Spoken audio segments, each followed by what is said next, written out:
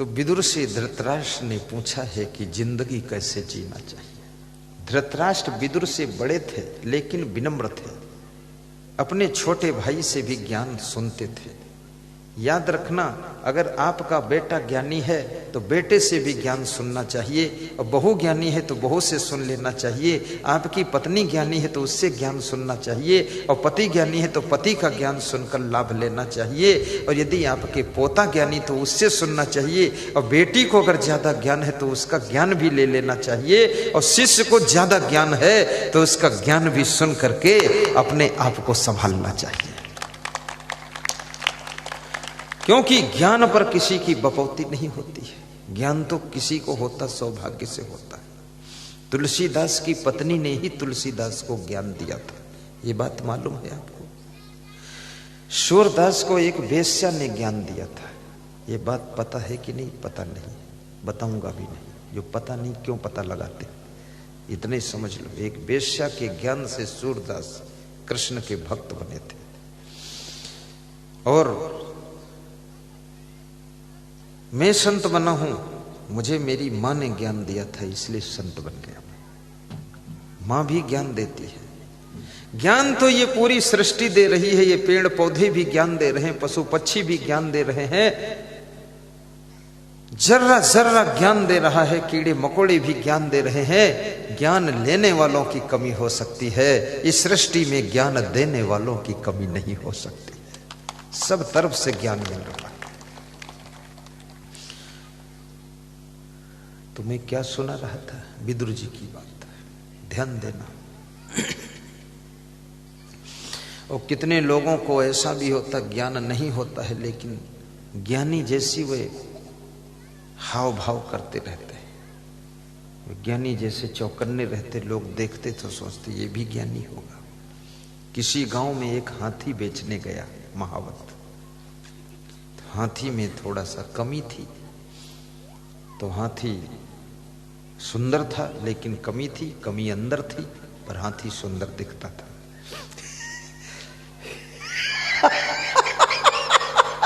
वो बाबा हमारा बहुत खुश है, उसको लगता है क्या बता रहे गुरुदेव कि हाथी सुंदर था, कमी अंदर थी। नहीं, बाबा को भी आनंद आया, तभी तो घर छोड़ के मेरे साथ आए। इसमें भी किसी का मन हो मैं भी संत हो जाऊं, साधु बन जाऊं, तो मेरे साथ चल सकते, जिसकी शादी वादी ना हुई हो और ठीक ठाक विचार हो, चलो संत बन जाओ, यहाँ कहाँ लफड़म फंसे फालतू। हाँ, और शादी भी करोगे सुख क्या पाओगे? फिर तो शादी में है क्या, चकई की चकधुम मकई के लावा तिकड़ी तिकड़म बनाते रहो जिंदगी भर। इसमें जब तक मरोगे नहीं छुट्टी नहीं पाओगे, इसलिए निकल लो, अभी टाइम है। लेकिन जिनका विवाह नहीं हुआ है ना, तो ब्याहे जो विवाह हो गया और जिनका नहीं हुआ, दो है बातें। तो कुंवारों को अरमान, जो कुंवारे हैं उनको अरमान है कि शादी होगी तो इसमें कुछ लड्डू गोपाल मिलेंगे। कुंवारों को अरमान, लेकिन रिजल्ट क्या है? जितने ब्याहे हैं वो सब परेशान, ब्याहे परेशान, कुंवारों को अरमान। इसलिए मेरे साथ कर लो प्रस्थान। नहीं, ये उनको नहीं ले जाऊंगा जिनकी शादी हो गई है, क्योंकि वे तो किसी के हो गए, और जो अभी किसी के हुए नहीं वो हमारे हो जाएंगे। साधु बनने में सुख बहुत है, ये मुझे पता है, क्योंकि मैं साधु बना हूं तो बड़ा सुखी हुआ हूं। इसमें ना कोई टेंशन है, ना कोई लफड़ा है, ना कोई झंझट है, और रोज आनंद है। शादी करोगे तो सिर्फ एक बार तुम्हारे शादी में ढोल धमाका होगा, और साधु बनोगे तो जिस गांव में जाओ उसी गांव में शोभा यात्रा निकलती है, ढोल बज रही, डीजे बज रहा और पटाखा फूट रहा। तो एक दिन का आनंद क्यों लो, रोज वाला लो आनंद। पर ये रोज आनंद आता है यहाँ। और मेरे रहने का इंतजाम, स्कूल पूरा फील्ड मस्त रहो, आश्रम जैसा। किसी के घर में वर में हम नहीं रहते, साल भर में एक आध बार कहीं फंस गए तो फंस गए, नहीं हम अलग ही रहते हैं। क्योंकि संत को हर समय किसी नारी को देखना भी नहीं चाहिए, और संत को स्त्रियों के बीच में हर समय रहना भी नहीं चाहिए, और संत को ऐसी जगह नहीं रहना चाहिए हर समय जहां पर माताओं बहनों का आवागमन बार बार हो। संत को थोड़ा एकांत ही रहना चाहिए, अलग रहना चाहिए, तब वो संत तेजस्वी होता है। लेकिन कुछ संत ऐसे भी होते हैं जो नारियों को अपने साथे में रखते हैं, बहुत तेजस्वी पूरे पागल लोग हैं। साथ में क्यों रखते हो? माताओं बहनों का कल्याण करो, लेकिन थोड़ा नियम मर्यादा से रहो। इनके लिए ज्ञान सुनाओ, इनको प्रेम दो, इनको आशीर्वाद दो। मैं इनसे बहुत प्रेम मानता हूं। हर व्यक्ति के घर में आप देखते होंगे, आपके घर में माचिस रहती कि नहीं? माचिस, वो चूल्हा जलाने के लिए, और गैस सिलेंडर आग चूल्हे में रहती है। लेकिन जब आप रोटी बनाते हैं तो चिमटा क्यों रखते हैं? चूल्हे में हाथ नहीं डालते हैं रोटी के साथ, चिमटा से पकड़ते हैं रोटी को। क्यों? क्योंकि हाथ जल जाएगा। ऐसे संत को संसार में नियम संयम का चिमटा रखना चाहिए, और चिमटा जैसी दूरी बना करके पूरे संसार के नर नारियों का कल्याण करना चाहिए, और अपने को बचा कर भी रखना चाहिए। ये बात समझ में आ रही कि नहीं? समझ में आए ना आए, जमाई तो आ ही रही है। सही बात है ना? ऐसा होना चाहिए। क्योंकि जो महिला अपना हाथ जलने से बचा नहीं सकती है, वो कल भोजन कैसे बनाएगी? जो हाथ जला कर बैठेगी, कढ़ाई में तेल खौल रहा है और पूड़ी निकाली जा रही है, क्या हाथ से आप पूड़ी निकालेंगी तेल से? नहीं। आप वहां वो छेंद वाला होता है ना, उसको क्या बोलते हैं? झरिया? यही? चलो ठीक है। उसका नाम भी इधर पता ही नहीं। झरिया। तो झरिया से झरझर निकालते चले जाते हैं। अब सोचिए, ऐसे ही हमको भी आपकी जिंदगी में पूड़ी बनाना है, लेकिन नियम संयम की झरिया से ही ये पूड़ी बन सकती है, अन्यथा संत स्वयं सुरक्षित नहीं रह सकता है। संसार में सबका कल्याण करो, भोजन सब बनाओ, खीर बनाओ, पूड़ी बनाओ, सब्जी बनाओ, कचौड़ी, समोसा, लेकिन खुद के हाथ को जलने से बचा कर बनाओ। ऐसे कल्याण तो सभी का करो, लेकिन खुद को बचा कर कल्याण करो। यही बात है। ताली नहीं बजाते तो।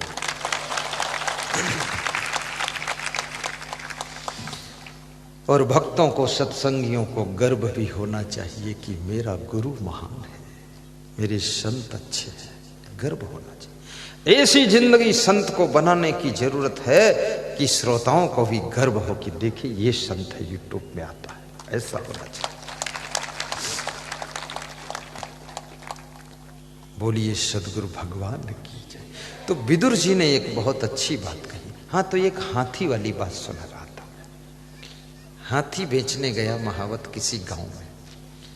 हाथी का सौदा हो गया, पैसे गिने जा रहे थे, फाइनल हो गया, पेमेंट होने लगा।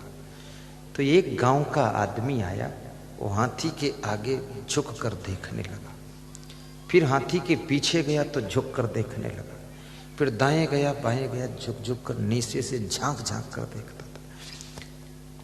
तो हाथी का मालिक जो था, महावत जो था, उसने सोचा ये हाथी में एक कमी है, तो उसको ये जान जाएगा तो अभी पेमेंट ही हो रहा, रुक सकता है।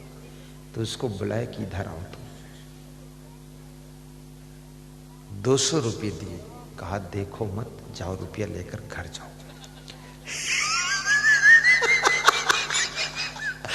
तो उसने 200 रुपये लिया और दौड़ कर गया अपने घर में, अपनी पत्नी को दिया कि ये 200 रखो, और फिर दौड़ कर आ गया।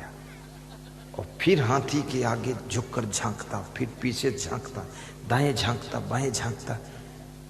तो महावत फिर बोला इधर आओ यार, तुम मानते क्यों नहीं? झांको मत, देखो मत, लो 200 रुपये और लो, जाओ ले जाओ, अब मत आना। वो 200 रुपये लेकर दौड़ता भागता गया, फिर पत्नी को दिया और फिर दौड़ कर आ गया, क्योंकि उसको पता चल गया कि झांकने में 200 मिलता है।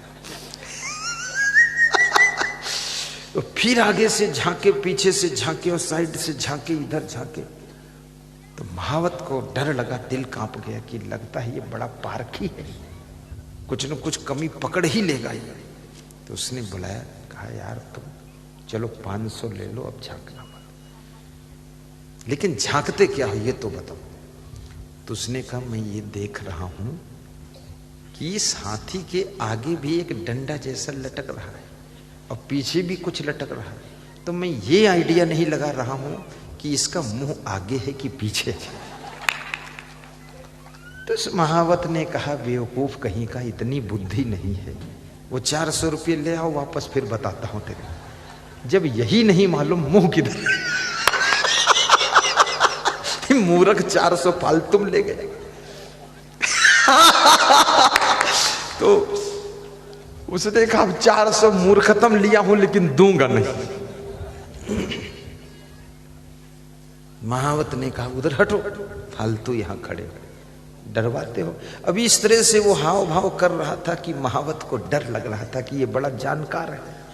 तो कुछ लोग ऐसे भी समाज में होते हैं, मालूम तो कुछ भी नहीं है, पर ऐसे हाव भाव करते हैं, खीसे काटते, लगता है कि ये भी बड़ा ज्ञानी है, मालूम कुछ नहीं, बुद्धू पूरा। तो ज्ञान तो किसी से भी सीखो। तो विदुर जी क्या कह रहे हैं, श्लोक बोलने जा रहा हूं। दिवसे नैव तत्कुर्यात् येन रात्रौ सुखं वसेत्, अष्टमासेन तत्कुर्यात् येन वर्षा सुखं वसेत्,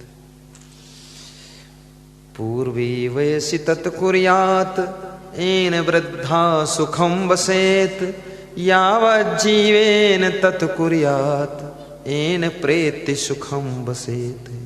अर्थ बताऊं? शांति से बैठ जाओ।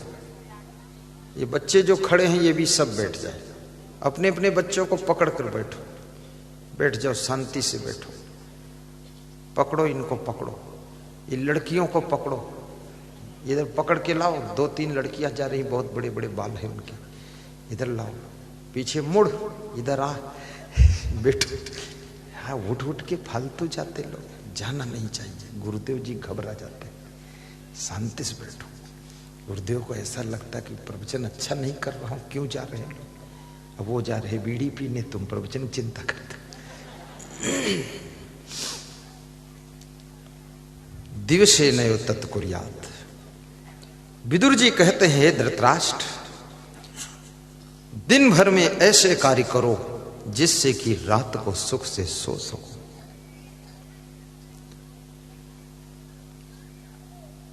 गर्मी और सर्दी के 8 महीनों में ऐसा कार्य करो जिससे वर्षा ऋतु के 4 महीने सुख से रह सको। बचपन में ऐसे कार्य करो जिससे जवानी में आनंद पा सको, और जवानी में ऐसे कार्य करो जिससे बुढ़ापे में सुख पा सको, और जिंदगी भर ऐसे कार्य करो कि मरते समय हंस करके मर सको। विदुर जी कहते हैं इसी का नाम जिंदगी है।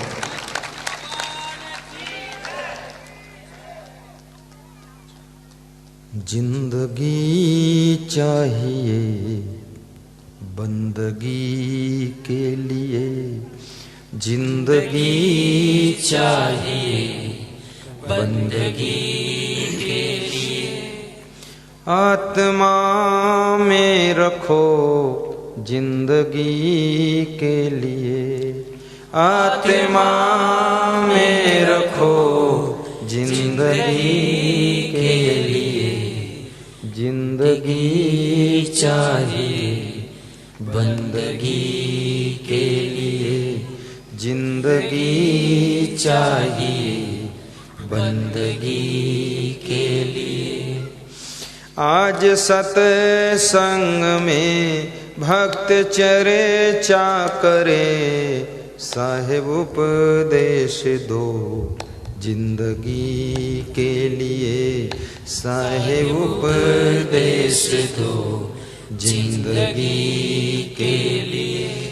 जिंदगी चाहिए बंदगी के लिए, जिंदगी चाहिए बंदगी के लिए, बंदगी चाहिए जिंदगी के लिए, बंदगी चाहिए जिंदगी के लिए। बोलिए सद्गुरु भगवान की जय। सीधे बैठ जाओ। ज्ञान धार्मिक ग्रंथों को पढ़ करके भी सीखना चाहिए। छोटी छोटी किताबें भी ज्ञान की बहुत से महान लोग लिखते हैं, उसको भी पढ़ करके ज्ञान प्राप्त कीजिए। आज मेरे पास एक कवि आए थे, वो कवि ने एक किताब दिया है, मधुमाटी नाम की किताब, राष्ट्र कवि है। खड़े हो जाओ कवि, वो देखो पीछे, ऐसी सुंदर कविता बनाई है, मुझे निःशुल्क दे गई, मधुमाटी नाम रखा है। और भी उनकी रचनाएं हैं, और इस सृष्टि में कवियों का भी बहुत बड़ा योगदान है, गायकों का भी बहुत योगदान है, जो भजन गाते हैं। महिलाओं से मैं कहूंगा ये भजन भी गाया करें, तो बीमार बहुत कम हुआ करेंगी। घर में एक ढोल रखिए, थोड़ा मंजीरा रखिए, बजाइए, कभी कभी भजन एक दो कर लीजिए। कोई सुने न सुने तुम गाओ, तुम्हारा पति सुने, बच्चे सुनेंगे, ज्यादा नहीं, एक दो भजन करो। महिला भजन मंडली तैयार करके कभी कभी मंदिर में बैठकर 2-3 घंटे भी गाइए।